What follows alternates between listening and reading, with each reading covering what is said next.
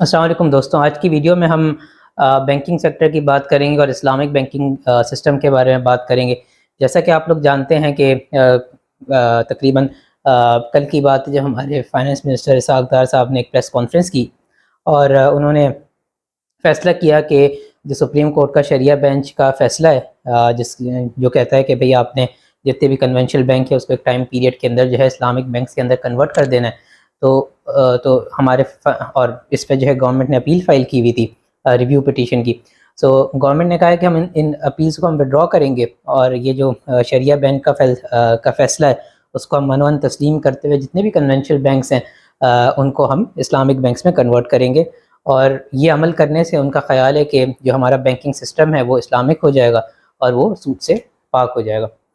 تو آج ہم تھوڑی سی ڈسکشن کرتے ہیں کہ بھئی جو بینکنگ سیکٹر ہے اس کی حقیقت کیا ہے، اور یہ جو ہمارے ہاں جو سود کی ایک تعریف ہے اور جو ڈیفینیشن ہے اس کی حقیقت کیا ہے، اور اس میں جو لوگوں کے بہت سارے جو اسلامک بینکنگ کے حوالے سے لوگ جو ہے طرح طرح کے آرگیومنٹس لے کر آتے ہیں اور طرح طرح کی توجیحات پیش کرتے ہیں کہ بھئی کہ صحیح ہے اگر آپ اس کو کہ مطلب لوگوں کے دماغوں میں ایک سمجھ لیں کہ ایک ابہام ہے یا لوگوں کے دماغ میں ایک کنفیوژن ہے کہ یہ جو سسٹم ہے اسلامک بینکنگ کا سسٹم یہ اسلامک ہے بھی یا نہیں، اور ہر کوئی اس کنفیوژن سے اگری کرتا ہے۔ کوئی بھی ہمارے یہاں ایسا شخص آپ کو نہیں ملے گا جو کہے گا کہ یہ جو نظام ہے یہ بینکنگ سسٹم ہے Islamic finance Islamic banking system وہ 100% اسلامک ہے۔ تو جب وہ اس بات کا اقرار کرتے ہیں کہ بھئی یہ اسلامک سسٹم نہیں ہے بلکہ یہ کوئی بیچ کی چیز ہے اور یا یہ ایک اسٹیپ ہے ٹورڈ اسلامک سسٹم، تو وہ بہت طرح کی توجیحات پیش کرتے ہیں اور بہت طرح کے جو ہے ہمیں آرگیومنٹس دیتے ہیں۔ تو اس کو بھی ہم دیکھیں گے کہ اس کی کیا حقیقت ہے، کیا سچائی ہے، اور انہوں نے یہ آرگیومنٹ کہاں سے سیکھ لیے۔ تو یہ تھوڑا سا ہمارا اس ویڈیو کا پیٹرن ہوگا، ایک انٹرسٹنگ ویڈیو ہوگی، تو آپ کوشش کریں کہ اس کو آخر تک دیکھیں۔ تھوڑی سی طویل ہوگی لیکن کافی انٹرسٹنگ ہوگی اور کافی انفارمیٹیو بھی ہوگی۔ تو سب سے پہلے تو ہم سمجھتے ہیں کہ بھئی مطلب اس بحث میں جانے سے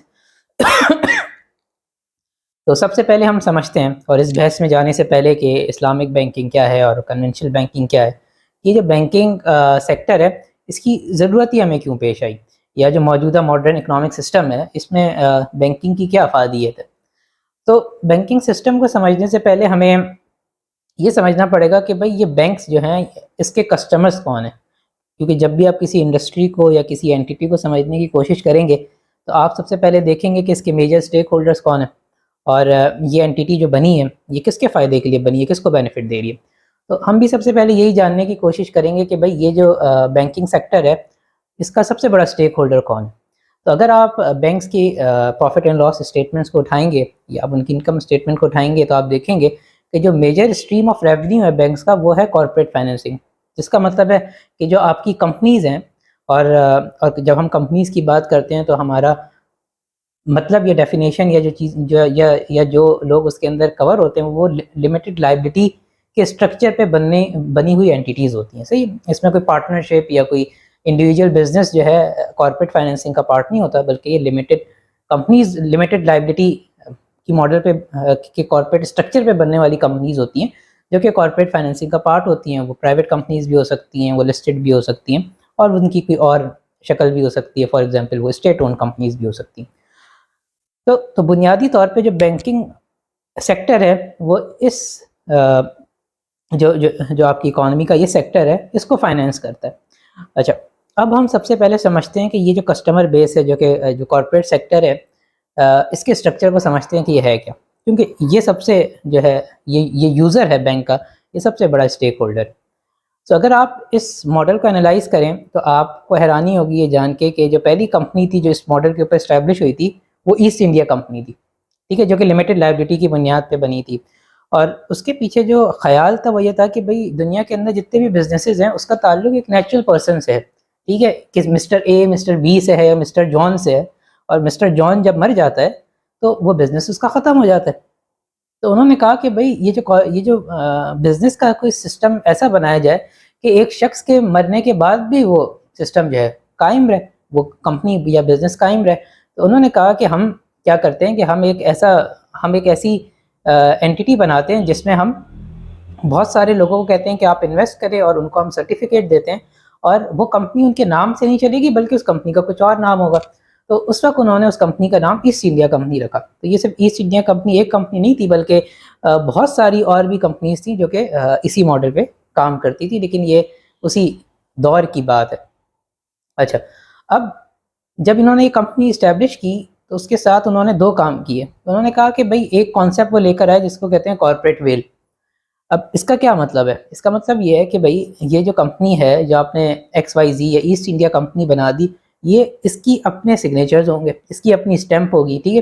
یہ اپنے نام پہ جا کے کسی بھی ٹرانزیکشن کا پارٹ بن سکتی ہے، یہ بینک اکاؤنٹ کھول سکتی ہے، یہ کسی بھی فائنینشیل یا بزنس یا کمرشل ٹرانزیکشن کے اندر کسی بھی اگریمنٹ کا پارٹ بن سکتی ہے. اور اس کی حیثیت جو ہے وہ ایک نیچرل پرسن جیسی ہوگی. جو ایک نیچرل پرسن مسٹر جان جو کام کر سکتا ہے وہی کام ایسٹ انڈیا کمپنی کر سکے گی. لیکن ایسٹ انڈیا کمپنی کوئی شخص نہیں ہے یا کوئی انسان نہیں ہے، بلکہ وہ ایک آرٹیفیشل، یا آپ اس کو آرٹیفیشل ہیومن بینگ سمجھ سکتے ہیں، ٹھیک ہے. تو یہ کس طرح کا انہوں نے ایک کانسیپٹ لے کر. اچھا، پھر انہوں نے اس کے ساتھ کہا کہ بھائی یہ جو کمپنی ہے یہ جب جا کے، کیونکہ یہ کمپنی کے اندر بہت سارے لوگ شامل ہوں گے اور یہ کمپنی کے پاس ایک طاقت ہوگی، اسٹیک ہولڈرز ہوں گے اور بہت بڑی انویسٹمنٹ ہوگی، تو اس کمپنی کے پاس ایک پرچیزنگ پاور ہوگی، ٹھیک ہے. یہ اچھا نیگوشیٹ کر سکے گی. مسٹر جان جا کے اگر نیگوشیٹ کرے گا مارکیٹ پلیس میں تو اس کو تھوڑا سا مشکل ہوگا کیونکہ اس کی پرچیزنگ پاور اتنی اسٹرانگ نہیں ہوگی. لیکن مسٹر جان اپنے ساتھ 100 لوگوں کو ملا کے کمپنی بنا دے اور اس وہ کمپنی جا کے نیگوشیٹ کرے، تو وہ ایسے ہی ہوگا کہ 100 لوگوں کا ایک کارٹل بن گیا اور وہ کارٹل جا کے نیگوشیٹ کر رہے ہیں. تو انہوں نے کہا کہ کیونکہ اب ہماری پرچیزنگ پاور بڑی اسٹرانگ ہو گئی ہے تو ہم جو ہے لمیٹڈ لائبلٹی کا جو ماڈل ہے اس کو اڈاپٹ کرتے ہیں. اچھا، لمیٹڈ لائبلٹی کا کیا مطلب ہے کہ اگر تو ایک شخص نے ایک کمپنی کھولی، اس میں اس نے 1000 روپے جو ہے انویسٹ کیے، وہ اس کا کیپٹل ہے، اس کی انویسٹمنٹ ہے. اب وہ شخص بینک کے پاس گیا، اس نے کہا کہ آپ مجھے 1 لاکھ روپے کا لون دے دیجیے. بینک نے کہا ٹھیک ہے میں آپ کو لون دے دیتا ہوں، لیکن اس نے کہا کہ بھائی یہ بات یاد رکھنا کہ میں لمیٹڈ لائبلٹی کمپنی ہوں اور میری اس کمپنی کے اندر جو انویسٹمنٹ ہے وہ 1000 روپے.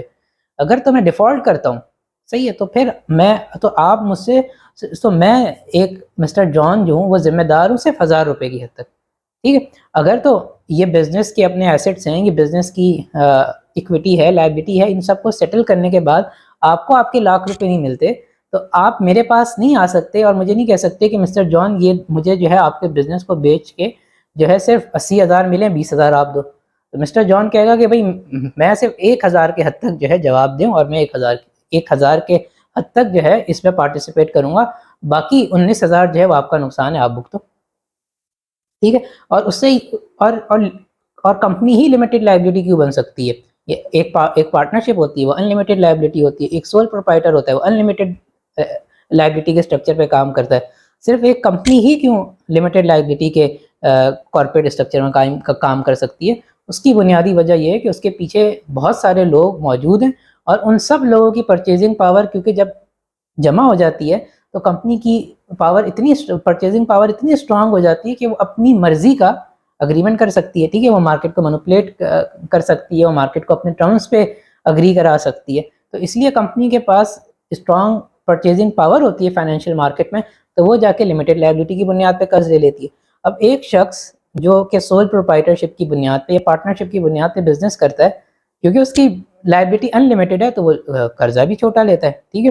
اور کیونکہ ان لمیٹڈ لائبلٹی ہے تو وہ کہتا ہے بھائی میرا تو اس میں رسک اتنا کیا کہتے ہیں زیادہ ہے تو میں آپ کو سود بھی کم دوں گا کیونکہ مجھے تو آپ کو واپس کرنا ہے، اگر میں واپس نہیں کر سکا. اس کے مقابلے میں جو کمپنی ہوتی ہے وہ کہتی ہے کہ بھائی میں آپ کو زیادہ انٹرسٹ دوں گی کیونکہ آپ جو ہے رسک لے رہے ہو. تو جو لینڈر ہوتا ہے اس کے لیے بینیفیشیل ہے کہ بھائی میں لمیٹڈ لائبلٹی والی کمپنی کو لون دوں کیونکہ وہ مجھ سے لون بھی زیادہ لے گی، انٹرسٹ بھی زیادہ دے گی، ٹھیک ہے. اور دوسرا جو لینڈر ہے اس کے اپنے پیسے تو ہے نہیں، یہاں لینڈر کون ہے؟ بینکس ہے. بینکس کا اپنا پیسہ تو نہیں ہوتا، بینکس کی تو ایک اپنی ایکویٹی ہوتی ہے، لیکن جو ڈپازٹس ہوتے ہیں جو کہ سیونگ اکاؤنٹس کے اندر پڑے ہوئے ہوتے ہیں وہ تو کئی گنا زیادہ ہوتے ہیں جو کہ بینک کی اپنی ایکویٹی ہوتی ہے، ٹھیک ہے. ایسا تو نہیں ہوتا کہ اسٹیٹ بینک یہ کہے کہ آپ کے جتنی سیونگز آپ کے پاس زیادہ آتی رہیں گی، آپ اپنی ایکویٹی بھی اس ایکول پورشن میں برابر بڑھاتے ہو. ایسا تو کوئی نہیں کہتا، صحیح ہے. اس کی ایک ریکوائرمنٹ ہے کہ جتنے فریم ورک ہیں بیزل 1 2 3 کے، اس کے اندر ایک سرٹین کیپٹل ایڈیکویسی کی ریکوائرمنٹ ہے جس کو ہم کار کے نام سے جانتے ہیں، لیکن وہ بھی ریکوائرمنٹ جو ہیں وہ بس ایسی ہیں، ٹھیک ہے، اور ان ریکوائرمنٹ کے ہوتے ہوئے یہ ہمارے 2008 کے فائنینشیل کرائسس آئے تھے. تو ایک فریم ورک تو ضرور بنا ہوا ہے، ایک ریگولیٹری باڈی ضرور بنی ہوئی ہے، ٹھیک ہے، سینٹرل بینکس بھی جو ہے اس کو ریگولیٹ کرتے ہیں، لیکن جو انہوں نے جو ریشو رکھا ہوا ہے کہ کتنا ڈپازٹ بڑھے گا اور اس کے مقابلے میں کتنی اکویٹی ہوگی وہ بہت کم ہے. تو بینک کا اپنا پیسہ تو ہے نہیں، پیسہ ہے لینڈر، پیسہ ہے جو سیونگ اکاؤنٹ میں ڈپازٹر کا پڑا ہوا ہے.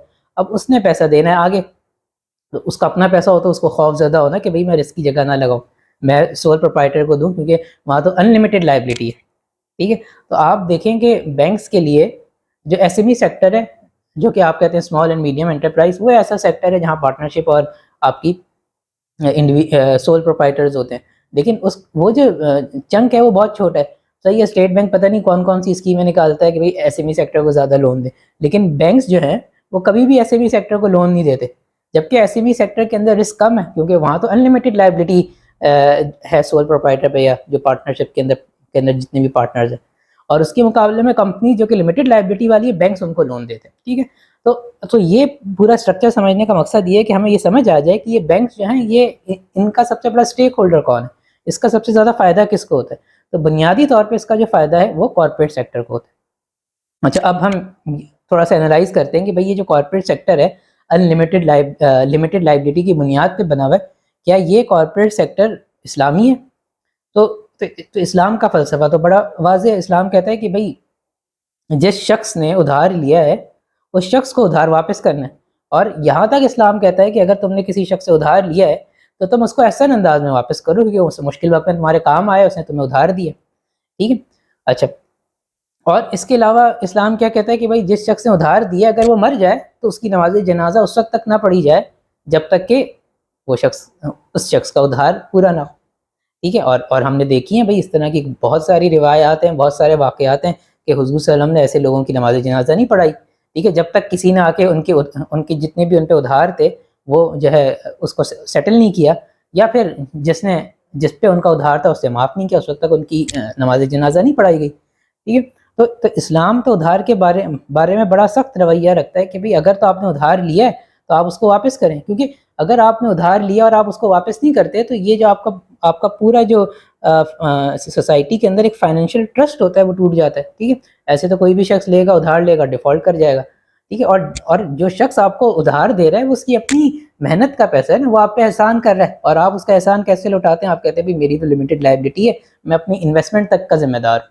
ٹھیک ہے، اچھا، تو بنیادی طور پہ اسلام کے نظریے کے مطابق لمیٹڈ لائبلٹی کا کانسیپٹ نہیں ہے. آپ نے جس سے جتنا پیسہ لیا ہے آپ اس کو واپس کریں. ٹھیک ہے، ایسا نہیں ہو سکتا کہ آپ جو ہے ایگریمنٹ کرتے وقت ہے یہ کہیں کہ اب میری لائبلٹی لمیٹڈ ہے. ٹھیک ہے، کہ اسلام اس بات کی اجازت ہی نہیں دیتا کہ آپ کسی سے ادھار لو اور اس کو بولو میں تمہیں پورا واپس نہیں کروں گا. ٹھیک ہے، تو یہ بنیادی فلسفہ ہے. اب یہاں پہ لوگ اعتراض کریں گے کہ بھئی دو پارٹیز ہیں، ان کے درمیان اگریمنٹ ہوا ہے، سامنے والے کی مرضی ہے، وہ جو چاہے مان لے. ٹھیک ہے، تو یہ سرمایہ داری نظام میں ہوتا ہے کہ بھئی جو چاہو اگریمنٹ کر لو. ٹھیک ہے، اس کے پیچھے کوئی سبسٹنس نہ ہو، کوئی لاجک نہ ہو. اسلام جب اگریمنٹس کی بات کرتا ہے تو اسلام کہتا ہے کہ بھئی اگریمنٹس کے پیچھے کوئی لاجک ہوگی. اسلام نے پورا ایک فلسفہ دیا ہے نیکی کا اور بدی کا، اس کے ایمبٹ میں رہ کے آپ اگریمنٹس کر سکتے ہو، اپنی مرضی کے آپ اگریمنٹس نہیں کرتے. ہمارے ہاں یہ بات بڑی عام ہے، اور ابھی ہم اس کو دیکھیں گے بھی کہ بھئی لوگ کہتے ہیں کہ بھئی کہ جو اسلامک بینکنگ کے پروڈکٹس ہیں اس کے اندر سیل اینڈ پرچیز کا اگریمنٹ ہوا ہے، دونوں پارٹیز نے اگری کیا. اب ایک پارٹی جو ہے وہ بالکل انفیوریبل ٹرم پہ اگریمنٹ کو اگری کرتی ہے اور دوسری فیوریبل ٹرمز پہ اگری کرتی ہے. تو اسلام تو ایسے اگریمنٹ کو مانتا ہی نہیں ہے. اسلام کہتا ہے کہ بھئی دونوں کے لیے فیوریبل ہونا چاہیے، کیونکہ نیکی کا تو اصول یہ ہے نا کہ اگریمنٹ کے اندر دونوں پارٹیز کو برابر کا فائدہ ہو، ایک کو زیادہ نہ ہو، ایک کو کم نہ ہو. اسلام تو اس بات کو انشور کرتا ہے کہ بھئی اگریمنٹ اگر کوئی ایسا ہے جس میں ایک پارٹی کو زیادہ فائدہ ہے اور دوسری کو کم ہے، اور چاہے وہ ان کی کنسنسس سے ہوا ہے، تو اسلام کہتا ہے کہ ایسے اگریمنٹ کے اندر یہ بات امپلائیڈ ہے کہ ایک پارٹی انڈر کوورژن تھی. ٹھیک ہے، اس کے اوپر جو ہے کوئی زور زبردستی تھی. وہ زور زبردستی بندوق کی بنیاد پہ نہیں تھی. جیسے ہم نے کہا کہ جو لمیٹڈ لائبلٹی کی کمپنیز ہیں ان کے پاس پرچیزنگ پاور ان کے ماڈل کی وجہ سے آ جاتی ہے. وہ بندوق لے کے نہیں بینکر کے سر پہ کھڑے ہوتے ہیں کہ میرے ساتھ لمیٹڈ لائبلٹی کا معاہدہ کرو. وہ کہتے ہیں بھئی میری تو پرچیزنگ پاور اتنی ہے، میں تمہیں اتنی اچھی ٹرمز دے رہا ہوں، اتنا بڑا تم سے ادھار لے کے جا رہا ہوں، ٹھیک ہے، زیادہ تم کو سود دے رہا ہوں. تو وہ اپنی کمرشل پاور یوز کرتے ہیں، اور کمرشل پاور کو یوز کرنا بھی کوورژن کے اندر آتا ہے اسلام کے مطابق. ٹھیک ہے، جو سرمایہ دار کا فلسفہ ہے، جو ماڈرن اکنامکس کا فلسفہ ہے، وہ جب کوئرژن کی بات کرتی ہے تو وہ کہتی ہے کہ فزیکل کوئرژن ہو، بلیک میل ہو، ٹھیک ہے، بندوق کی زور پر ہو۔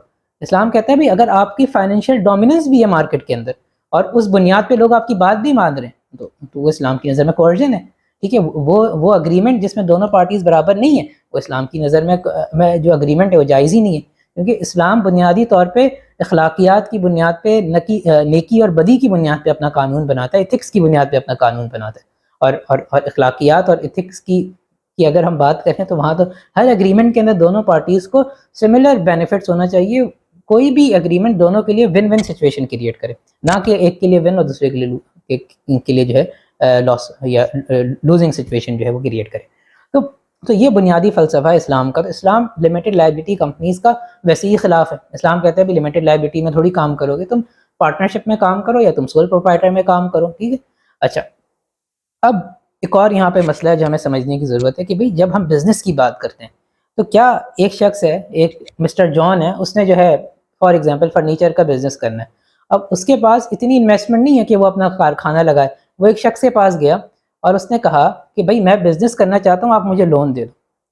اسلام کہتا ہے کہ بھئی جب آپ کو پتہ ہے کہ ایک شخص آپ کے پاس پیسے مانگنے آیا ہے اور اس نے اس سے بزنس کرنا ہے تو پھر آپ اس کو کیپٹل دو گے، اس کے ساتھ شراکت داری کرو گے۔ آپ بزنس کے لیے لون نہیں دو گے کسی کو، آپ لون دو گے کسی کی ذاتی مشکل کو حل کرنے کے لیے، ٹھیک ہے۔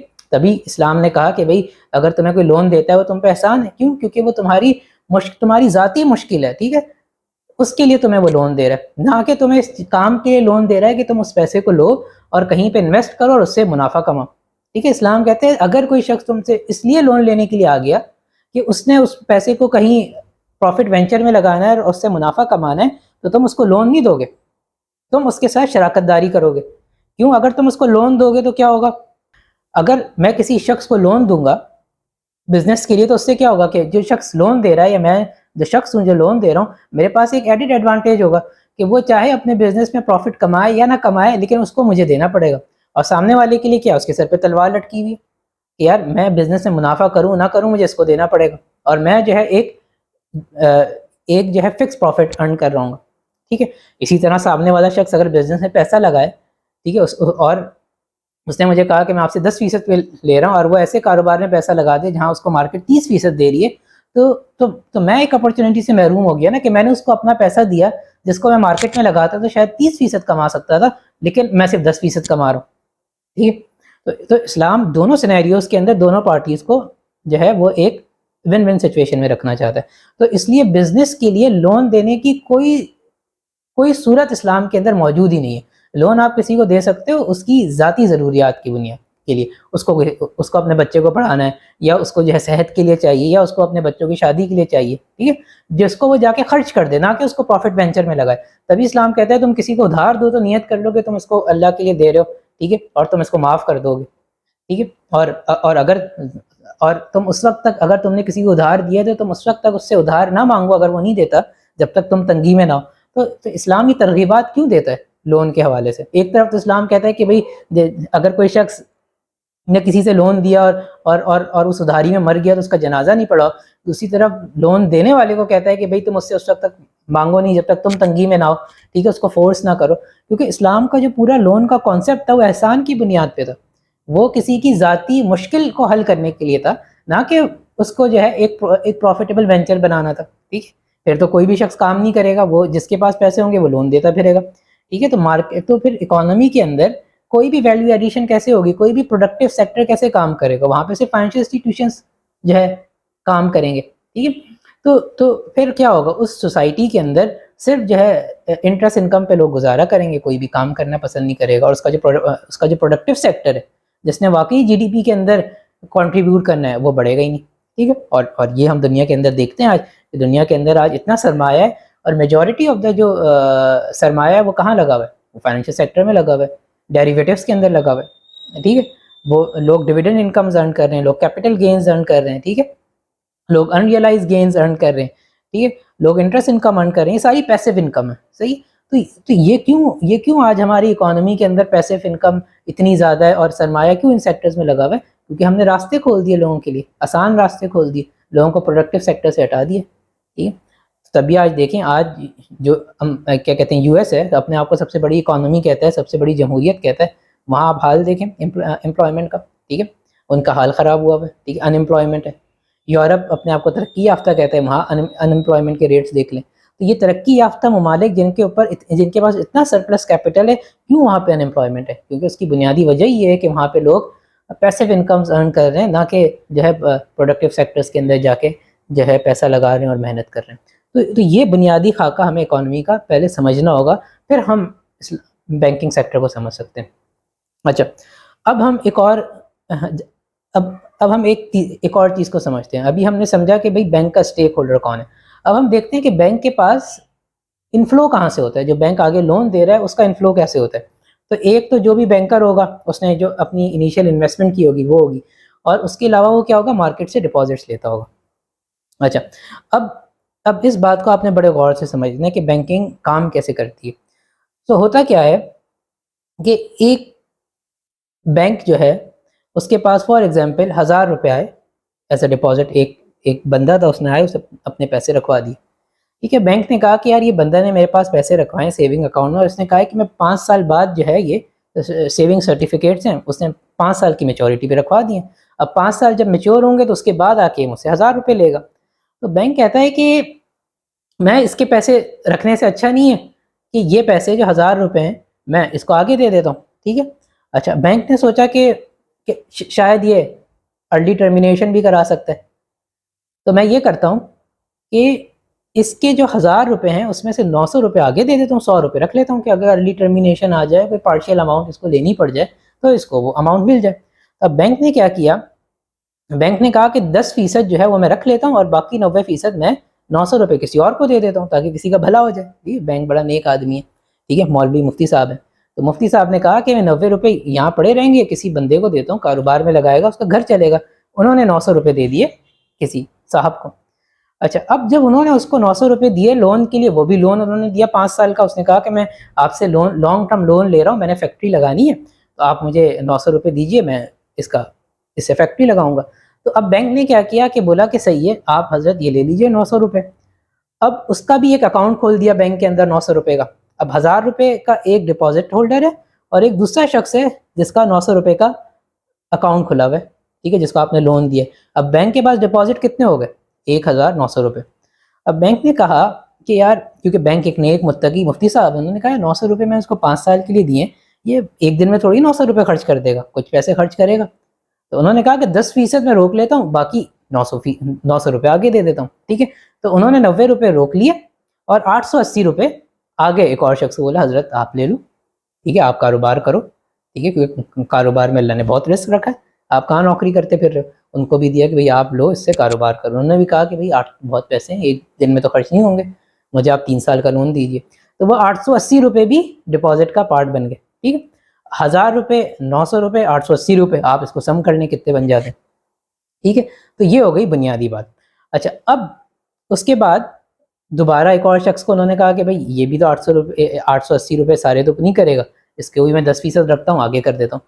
تو اب بینک کیا کر رہا ہے، اس کے پاس صرف آئے 1000 روپے، اس نے اس کے اگینسٹ جو ہے 10% ریزرو رکھا اور لوگوں کو لون دینا شروع کر دیا۔ تو اس کے پاس در حقیقت جو سیونگز تھی، جو واقعی جو ڈپازٹ ہولڈر تھا پہلا، اس نے صرف 1000 روپے رکھوائے، لیکن اس کے بعد اس نے جو کام کیا اس کو ہم کہتے ہیں کریڈٹ کرنچنگ۔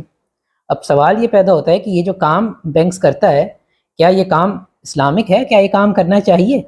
کیونکہ ایک اکانومی کے اندر تو کچھ بھی موجود نہیں ہے نا، ایک اکانومی کے اندر جو ایسٹ ہے وہ کیا ہے، وہ تو 1000 روپے جو اس شخص نے اپنی محنت سے کمائے، اس کے بعد جو آپ نے 10% ریزرو ریشو رکھ کے لوگوں کو آگے دیا، اس کی کیا حیثیت ہے؟ اس کی کوئی بھی حیثیت نہیں ہے، وہ ایک ایسا پیسہ ہے جو کہ ہوا کے اندر ہے، جس کو ہم کریڈٹ کرنچنگ کہتے ہیں، ٹھیک ہے، جو لوگوں کے اکاؤنٹس کے اندر پیسہ بن رہا ہے لیکن در حقیقت جو ہے وہ پیسہ نہیں ہے۔ تو یہ جو کانسیپٹ ہے بینکنگ کا، جس کی اس بنیاد پہ بینکس کام کرتے ہیں، کیا یہ ماڈل اسلامک ہو سکتا ہے؟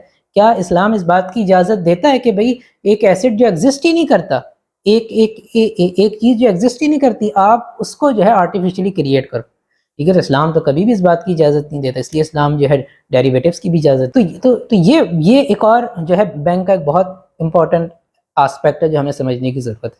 تو جب ہم ان دو چیزوں کو سمجھ لیتے ہیں کہ بینک کا کسٹمر کون ہے اور بینک کس طرح سے کریڈٹ کرنچنگ کرتا ہے، تو آپ کو اب بینک کا اوور آل ماڈل سمجھ آ جانا چاہیے۔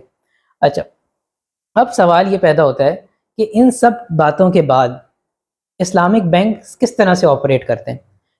کیا اسلامک بینک انلمیٹڈ لائبلٹی والی کمپنیز کو ہی لون دیتے ہیں اور لمیٹڈ لائبلٹی والی کمپنیز کو لون نہیں دیتے؟ کیا ایسا ہے؟ ہمیں پتہ ہے بھائی ایسا نہیں ہے، کیونکہ مارکیٹ کے اندر پورا سارا کارپوریٹ سیکٹر لمیٹڈ لائبلٹی پہ کام کرتا ہے اور میجر انکم ہی آپ کی جو ہے کارپوریٹ سیکٹر سے آتی ہے۔ بلکہ آپ نے تو اسٹاک ایکسچینج میں جا کے جو ہے ایک اسلامک انڈیکس قائم کر دیا ہے میزان انڈیکس کے نام پہ، ٹھیک ہے؟ تو آپ نے تو مطلب جسے کہتے ہیں نا کہ آپ نے تو اس جو کیا کہتے ہیں، خیر چھوڑیں، لوگ برا مان جائیں گے۔ تو یہ ہم نے تو پہلا جو سوال ہے، کیا ہم لمیٹڈ لائبلٹی والی کمپنیز کو لون دیتے ہیں؟ بالکل ہم دیتے ہیں، ٹھیک ہے؟ کیا یہ اسلامک ہیں؟ ہرگز نہیں ہے۔ تو یہیں سے فارغ ہو جاتے ہیں نا اسلامک بینک کہ آپ پروڈکٹ کیا بیچ رہے ہو، یہ تو بات کی بات ہے، آپ بیچ کس کو رہے ہو، کیا وہ اسلامک ہے؟ تو یہیں پہ اسلامک بینک فارغ۔ دوسرا سوال کہ بھئی آپ کے پاس 1000 روپے کا ڈپازٹ آیا، آپ نے اس کو آگے جو 10% کا ریزرو ریشو لگا کے جو آپ نے کریڈٹ کرنچنگ کی ہے، تو کیا یہ جائز ہے اسلام کے اندر؟ کیا آپ اس طرح سے لوگوں کو لون دے سکتے تھے؟ ہرگز نہیں دے سکتے تھے۔ تو یہاں پہ بھی اسلامک بینک فارغ ہو گئے۔ تو جب یہ دو بنیادی ماڈلز پہ آپ کے اسلامک بینک فارغ ہو جاتے ہیں، تو اب اس کے بعد یہ بات کرنا کہ بھئی اب آپ ہمارے پروڈکٹس دیکھیں، اس کی اشتہارات دے رہے ہیں۔ اب چلیں ہم تھوڑا سا پروڈکٹ کے بارے میں بات کرتے ہیں۔ جتنے بھی اسلامک فائنینسنگ کے پروڈکٹس ہیں وہ سارے ڈیٹ انسٹرومنٹس ہیں، ٹھیک ہے؟ اور مفتیان اس بات کو مانتے ہیں، اگری کرتے ہیں کہ یہ ڈیٹ انسٹرومنٹس ہیں، اور وہ لکھتے بھی ہیں کہ اسلام کے اندر یہ سب سے ناپسندیدہ فائنینسنگ کا ماڈل ہے، سب سے ناپسندیدہ فائنینسنگ کا ماڈل ہے، لیکن ہم پہلا قدم لے رہے ہیں تو کرنے دو، ٹھیک ہے؟ اچھا، ٹیکنیکلی وہ ناپسندیدہ نہیں ہے، وہ حرام ہے، لیکن اب حرام کو جو ہے تھوڑا سا مفتی حضرات بھی جو ہے اس کو مناسب کر دیا انہوں نے کہ بھئی یہ ناپسندیدہ ہے، ٹھیک ہے؟ ناپسندیدہ کیا ہوتا ہے؟ حرام، اسلام تو بڑا واضح ہے نا، نیکی اور بدی کی بنیاد پہ قانون بناتا ہے۔ جو ناپسندیدہ ہے وہ بدی ہے، جو پسندیدہ ہے وہ نیکی ہے۔ تو اگر کوئی چیز ناپسندیدہ ہے تو وہ بدی ہے نا، وہ کوئی پہلا سٹیج نہیں ہے، وہ صرف دھوکہ ہے، ڈسیپشن ہے، جسے ہم کہتے ہیں دجل کا نظام۔ وہ یہی تو دجل کا نظام ہے کہ آپ کو دکھایا جاتا ہے، آپ کو برانڈنگ کی جاتی ہے کہ بھئی یہ تو اسلامک پروڈکٹ ہے، اس پہ آپ سے پریمیم بھی دیا جاتا ہے۔ آپ کنونشنل بینک سے لون لیں تو اس کا افیکٹو انٹرسٹ ریٹ، اور آپ جا کے اسلامک بینک سے لون لیں تو اس کا افیکٹو انٹرسٹ ریٹ زیادہ ہوگا، کیونکہ وہ کہتا ہے کہ بھئی اب تم نے توبہ کی ہے، ٹھیک ہے، تم اب نیک بن گئے ہو، داڑھی واڑی رکھی ہے، اس کا ذرا پریمیم بھی تو دو، ٹھیک ہے؟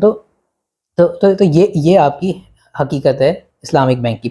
اچھا، اب اگر ہم تھوڑے سے ان کے جو اسلامک پروڈکٹس ہیں اس کا ہم جائزہ لیتے ہیں، تو پہلی بات تو ہمیں پتہ ہے کہ یہ سارے پروڈکٹس جو ہیں یہ پروفٹ اینڈ لاس شیئرنگ کی بنیاد پہ نہیں ہے، یہ سارے ڈیٹ انسٹرومنٹس ہیں۔ اور تبھی جو ہے جتنا اکاؤنٹنگ اسٹینڈرڈس ہے، ایون جو آپ کو پتہ ہوگا کہ اب تو جو ہے کیونکہ یہ جو اسلامک فائنینشل انسٹیٹیوشنز ہیں انہوں نے پچھلے 10 سال میں اور 2008 کے کرائسس کے بعد جو ہے بہت انہوں نے ترقی کی ہے، تو اب اسپیسیفک اسلامک جو فائنینس ہے اس کے اکاؤنٹنگ اسٹینڈرڈز بھی آ چکے ہیں، ٹھیک ہے؟ اور وہ اکاؤنٹنگ اسٹینڈرڈ بھی اس کو ڈیٹ انسٹرومنٹ مانتے ہیں۔ آئی ایف ایس تو دور کی بات ہے نا، ہم کہیں گے کہ بھئی آئی ایف ایس والوں کو تو سمجھ ہی نہیں آیا، وہ تو بھئی منکر ہیں، کافر ہیں، ان کی کہاں عقل، کہاں ان کے دل میں نوری کہاں ہے جو اس کو سمجھ سکیں، تو ان کو کہاں اکاؤنٹنگ سمجھ آئے گی؟ تو چلیں ہم اس کو ایک منٹ کے لیے رد کر دیتے ہیں، لیکن جو آپ کے اپنے اسلامک فائنینشل انسٹیٹیوشن کے اکاؤنٹنگ اسٹینڈرڈ ہیں وہ بھی اس کو ڈیٹ انسٹرومنٹس ہی مانتے ہیں، وہ بھی کبھی اس کو ایکویٹی انسٹرومنٹ نہیں مانتے، ٹھیک ہے؟ تو یہ حقیقت بھی ہمیں سمجھنی چاہیے۔ اچھا، اب ہم جو ہے نا تھوڑا سا ایک ریئل لائف ایگزامپل کے تھرو سمجھتے ہیں، اور یہ میری اپنی ذاتی ایگزامپل ہے جس کا میں نے مشاہدہ کیا۔ ایک بینک کا ہم شریعہ آڈٹ کر رہے تھے، کیونکہ اسٹیٹ بینک آف پاکستان کی ریکوائرمنٹ ہے کہ جتنے بھی اسلامک بینکس ہیں ان کا ایک انڈیپینڈنٹ شریعہ آڈٹ ہوگا، صحیح؟ اور ہم ایک اسلامک بینک کا شریعہ آڈٹ کر رہے تھے، ہمارے ساتھ ایک مفتی صاحب تھے جو کہ جنہوں نے اس رپورٹ کو جو ہے اس پہ اوپینین دینا تھا کہ بھئی یہ جو اچھا انہوں نے بھی اوپینین دینا تھا۔ بڑے مزے کی بات یہ کہ ان کے حساب سے یہ بینک جو ہے وہ ایز پر شریعہ پرنسپلز ہے یا نہیں، اور جو شریعہ پرنسپل تھے وہ مفتی صاحب کے اپنے نہیں تھے، وہ بھی جو ہے اسٹیٹ بینک نہیں بتائے تھے۔ تو ایک چیک لسٹ تھی جس کی بنیاد پہ ہم نے یہ فیصلہ کرنا تھا کہ یہ جو بینک ہے اسلامک بینک، اس کا جو پروڈکٹ ہے وہ ایز پر شریعہ ہے یا نہیں۔ تو ہم ایک کنزیومر فائنینسنگ کا ایک پروڈکٹ تھا، اس کو ہم ٹیسٹ کر رہے تھے۔ اب میں آپ کو سمجھاتا ہوں کہ وہ کنزیومر فائنینسنگ کا ماڈل تھا کیا۔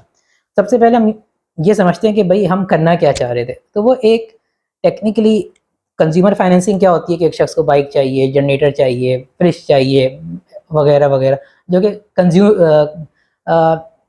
اس طرح کی چیزیں کہہ لیں جو آپ کی گھر کے اندر آپ کو جن کی ضرورت ہوتی ہے، ٹھیک ہے، جو کہ آپ جس کو آپ ایسٹ کہہ سکتے ہیں، جس کی جو آپ 3-4 سال تک چلا لیتے ہیں.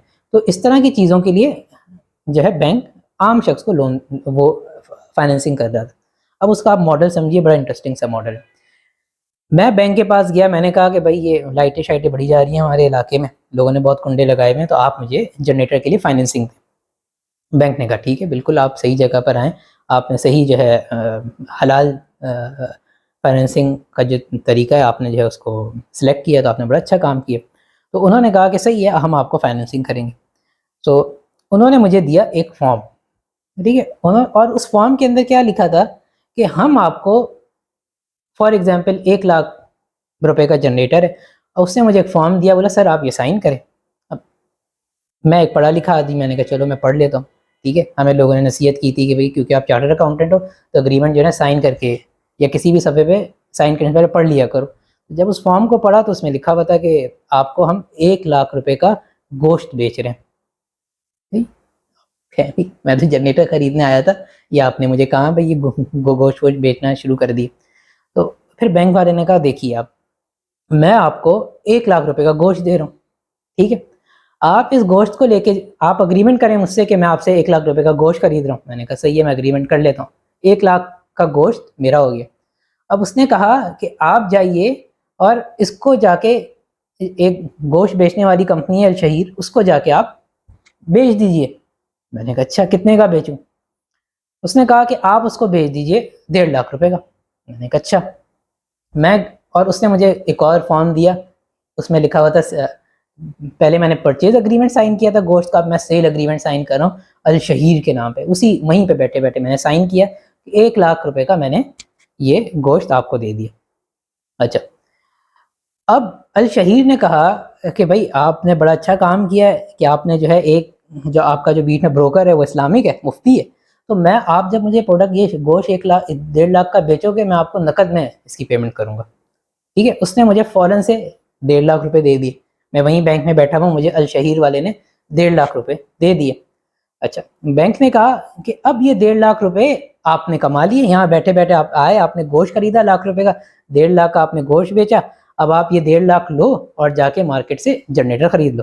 اچھا، اب میں اٹھ کے جانے لگا تو اس نے کہا رک جاؤ، جنریٹر کا بھی اگریمنٹ سائن کرا دو. میں نے وہیں پہ جو ہے بینک سے پرچیز اگریمنٹ سائن کیا جنریٹر کا. ٹھیک ہے، اور 10 منٹ کے اندر میں نے گوشت خریدا کریڈٹ پہ 1,00,000 کا، میں نے نقد پہ گوشت بیچا 1,50,000 کا، میں نے جنریٹر خریدا 1,50,000 کا، اور صحیح، اور وہ میں نے 1,50,000 اس نقد دیے اس کو جنریٹر والے کو کہ سرزد آپ کے پیسے. اور بینک والے نے کہا کہ اب تم نے جو مجھ سے گوشت خریدا ہے 1,00,000 روپے کا، اس کی تم مجھے پیمنٹ کر دو اوور دا پیریڈ. ٹھیک ہے، اور اس نے مجھ سے اگریمنٹ کرا لیا کہ تم یہ مجھے پیمنٹ کتنے کی کرو گے؟ 1,50,000 کی. تو یہ آپ نے اسے 4-5 فارم سائن کرائے، اور اس کی بنیاد پہ آپ نے کہا کہ یہ اسلامک ماڈل ہو گیا.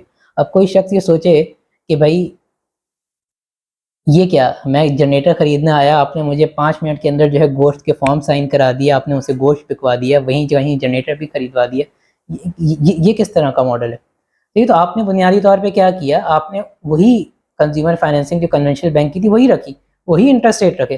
آپ نے بس کاغذی کاروائیاں کی، مجھ سے 4 کاغذ وہاں پہ سائن کرائے، اور آن دا اسپاٹ جو ہے آپ نے مجھ سے گوشت بھی مجھے بیچا، میں نے آگے گوشت نقد پہ بھی بیچا، میں نے جنریٹر والے سے نقد پہ خریدا بھی، اور میں نے آپ کے ساتھ اگریمنٹ بھی کر دی.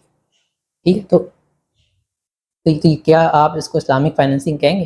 اور یہ اگین اس پورے اگریمنٹ کے اندر بینک کی پروفٹ اینڈ لاس شیئرنگ کیا ہے؟ بینک نے کچھ نہیں کیا، بینک نے نقد اور ادھار کی بنیاد پہ جو ہے سیلز اینڈ پرچیز کی ٹرانزیکشن کی. ٹھیک ہے، اور اس بنیاد پہ ہم کہتے ہیں کہ بھائی یہ اسلامک بینک. اور یہ سمجھانے کا مقصد یہ تھا کیونکہ کنزیومر فائنینسنگ کے اندر یہ چیز کیونکہ مجھے بڑی انٹرسٹنگ لگی تھی کہ بھائی جنریٹر خریدنے والے کو گوشت بیچا جا رہا ہے، اور میں یقین سے یہ بات کہہ سکتا ہوں کہ کسی نے اس کو نہیں پڑھا ہوگا. جس نے بھی سائن کیے ہوں گے اس نے بولا ہوگا بھائی بتاؤ کہاں سائن کرنے، اس نے جو ہے ٹکا ٹک سائن کی اور جنریٹر لیا اور نکلی. ٹھیک ہے، اچھا، اب ہم نے جب یہ پورا کیس رکھا مفتی صاحب کے سامنے، ہم نے کہا کہ حضرت آپ تو مفتی ہیں، اب آپ بتائیں کہ بھئی یہ تو ہم نے کبھی نہیں، یہ کس طرح کی اسلامک فائنینسنگ ہے؟ تو انہوں نے کہا کہ بھئی اسٹیٹ بینک کی چیک لسٹ پہ دیکھو کہ اسلامک فائنینسنگ بنتی ہے نہیں. ہم نے کہا چیک لسٹ کے حساب سے تو بنتی ہے. تو انہوں نے کہا کہ بھئی ہمارا جو کام ہے وہ چیک لسٹ کے حساب سے یہ بتانا ہے کہ یہ شریعہ کمپلائنٹ ہے یا نہیں. ہمیں شریعت کے حساب سے یا فقہ کے اصول یا اسلام کے اصول کی بنیاد پہ نہیں بتانا کہ یہ کیا کہتے ہیں اسلامک ہے یا نہیں ہے. اور وہ ذاتی طور پہ خود اس بات سے جو ہے اگری نہیں کرتے تھے کہ اسلامک ہے، کیونکہ ہم نے اکاؤنٹنگ کے اندر بھی کانسیپٹ پڑھا ہے نا کہ ایک سبسٹینس ہوتی ہے، ایک فارم ہوتی ہے. فارم کیا ہے؟ اس کی ظاہری صورت کہ دکھنے میں کیسا ہے. سبسٹینس کیا ہے؟ کہ اس کے پیچھے ارادہ کیا ہے. تو سبسٹینس تو اس پورے بینکنگ اسلامک فائنینسنگ کے اندر سبسٹینس تو ہے ہی نہیں. اس کے پیچھے سے فارم ہے، کاغذ پہ آپ نے سائن کیا، ٹھیک ہے. اور پھر دیکھیے دوسرا سب سے بڑا مسئلہ ہے وہ ہے ڈیٹ فائنینسنگ کا، کہ ڈیٹ فائنینسنگ جب آپ نے کہہ دیا ناپسندیدہ ہے تو پھر وہ حرام ہے، ٹھیک ہے، وہ حلال نہیں ہو سکتی. آپ یہ نہیں کہہ سکتے کہ یار ناپسندیدہ اور حرام کے اندر کوئی فرق ہے. یہ تو آپ کی اپنی اختراع ہے نا. یا آپ نے کیا کہتے ہیں جیسے ہماری کورٹ کرتی ہیں نظریہ ضرورت کے مطابق جو ہے وہ پھانسی پہ لٹکا دیتی ہیں پرائم منسٹر کو، تو آپ نے بھی نظریہ ضرورت کی بنیاد پہ ایک جو ہے انسٹرومنٹ کریٹ کر دیا. اب سوال جو ہے وہ یہ ہے کہ بھئی اگر تو اسلامک فائنینسنگ تھی تو اس کے معاشرے کے اوپر کیا اثرات ہوئے؟ اگر تو اسلامک فائنینسنگ تھی تو کیا معاشرے کے اندر کوئی تبدیلی ہوئی؟ کیا معاشرے کی معیشت بدلی؟ کیا معاشرے کے اندر لوگوں کو جن کو واقعی لون کی ضرورت تھی، ایک چھوٹا تاجر، ٹھیک ہے، ایک شخص جو انلمیٹڈ لائبلٹی پہ کام کر رہا ہے، کیا بینکنگ سیکٹر نے ان کو دیا؟ ہم مان لیتے ہیں کہ بھئی آپ کا پہلا قدم ہے، لیکن آپ نے لون کس کو دیا؟ آپ نے اسی بڑے سرمایہ دار کو لون نہیں دیا، اس کارپوریٹ سیکٹر کو لون نہیں دیا جس کے پاس کنونشنل بینک کا بھی آپشن موجود ہے. وہ وہاں سے بھی لون لیتا ہے، آپ سے بھی لون لیتا ہے، ٹھیک ہے، اور آپ بھی اسی کو لون دیتے ہو. آپ نے کیوں چھوٹے تاجر کو لون نہیں دیا؟ ٹھیک ہے، صحیح. اچھا، پھر اس کے بعد آپ لون دیتے کس کو؟ آپ سیمنٹ کی فیکٹریز کو لون دیتے ہو، آپ فرٹیلائزر کی فیکٹریز کو لون دیتے ہو.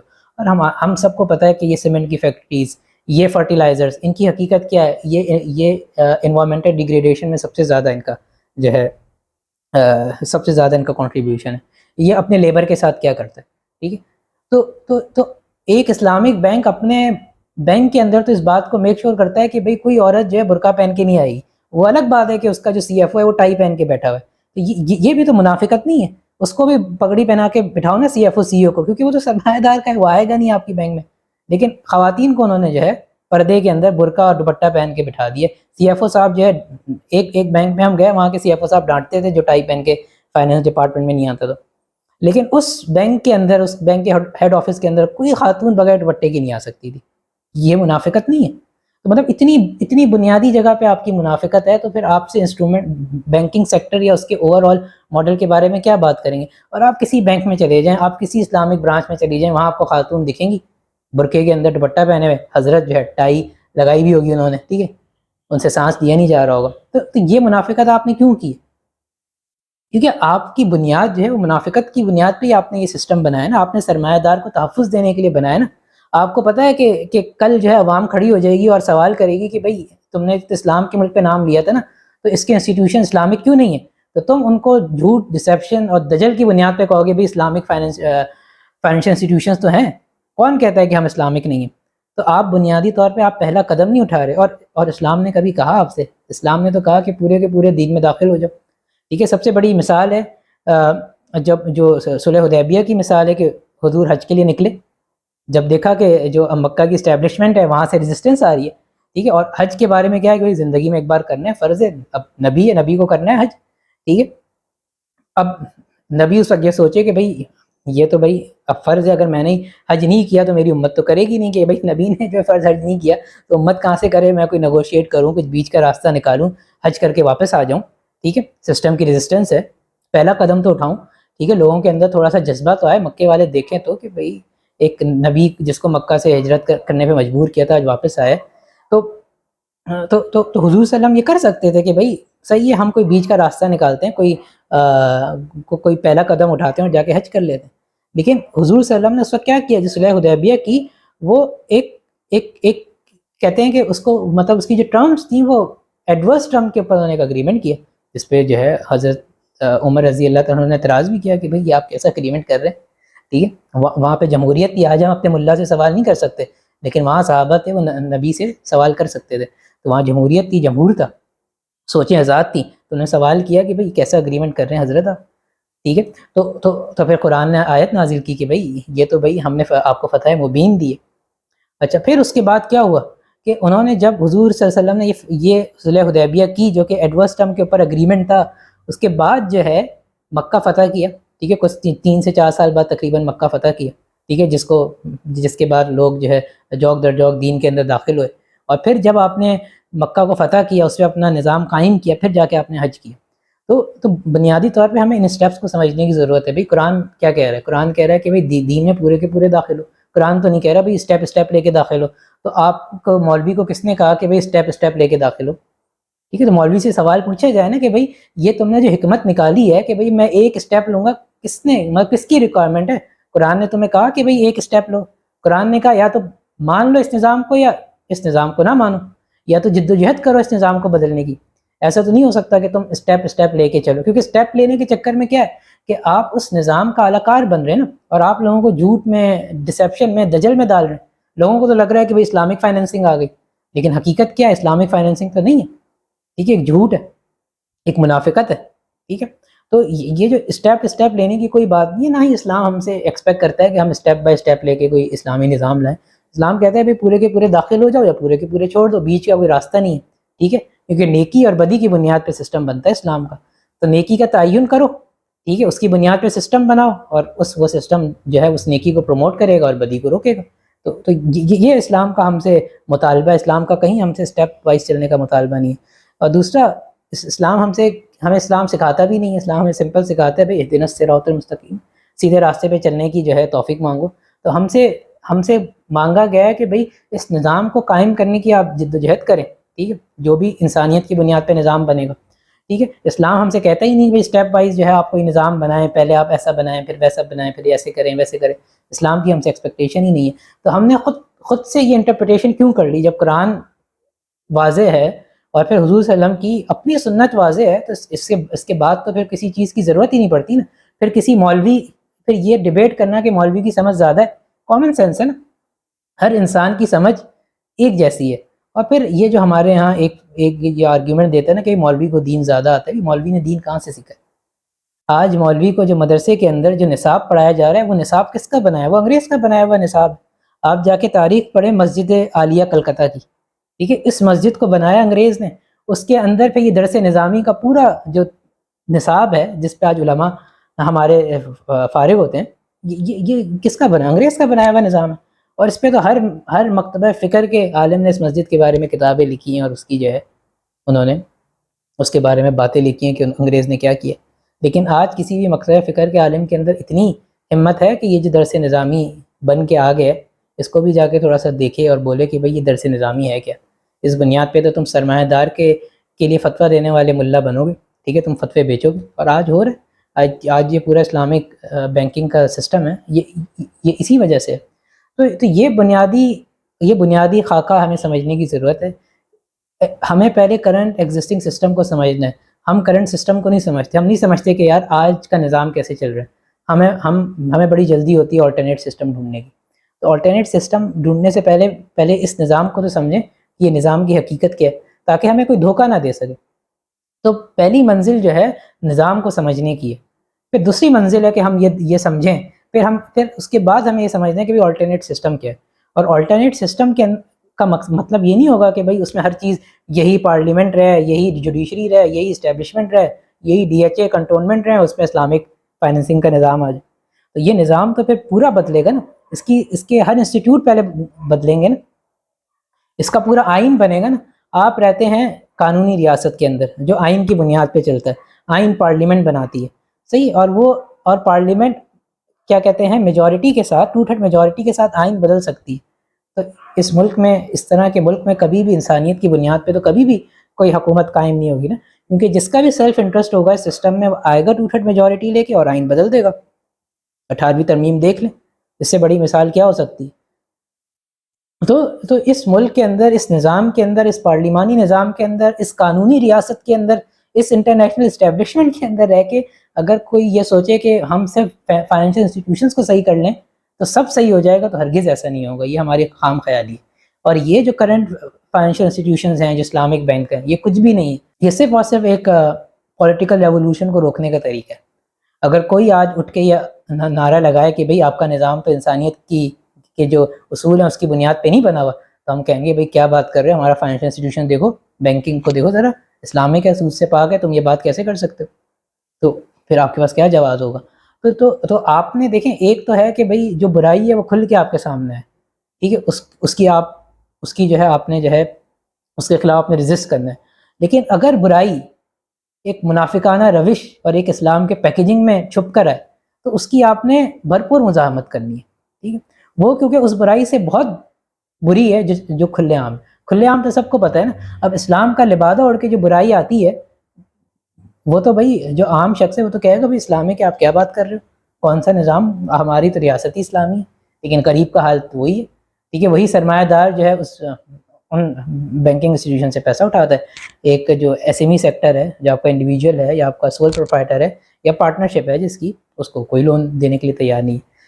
خیر اس کو لون ویسے کی ضرورت بھی نہیں ہے، اس کے ساتھ پارٹنرشپ ہونی چاہیے، اس کے ساتھ پروفٹ اینڈ لاس شیئرنگ کا ارینجمنٹ ہونا چاہیے، کیونکہ بزنس کے لیے کوئی بھی لون کا نہیں ہے. تو یہ بنیادی خاکہ سمجھانا آج کی، اور سمجھانا نہیں، سمجھنا بیسکلی مقصود تھا اس ویڈیو میں. اور اگلی ویڈیو میں ہم بات کریں گے کہ اگر تو ہم آلٹرنیٹ سسٹم کی بات کریں گے تو پھر وہ آلٹرنیٹ سسٹم کہاں سے شروع ہوگا اور ایونچولی وہ معیشت تک کیسے آئے گا، ٹھیک ہے. تو اس کو ہم صرف بینکنگ سے نہیں شروع کر سکتے، اس کے لیے ہمیں کچھ اور لیئرز اوپر جانا پڑے گا اور وہاں سے سمجھ کے ہمیں جو ہے معیشت کی طرف آنا پڑے گا. تو اس ویڈیو کو ہم یہیں تک رکھتے ہیں. امید ہے آپ کو پسند آئے گی. آپ نے کمنٹس دیں اور آپ بتائیں کہ آپ کی کیا سوچ ہے، اور ہم امید کرتے ہیں کہ اس سے بہت ساری جو کنفیوژنز ہیں، ایمبیگوٹیز ہیں، وہ کلیئر ہوں گی. بہت شکریہ.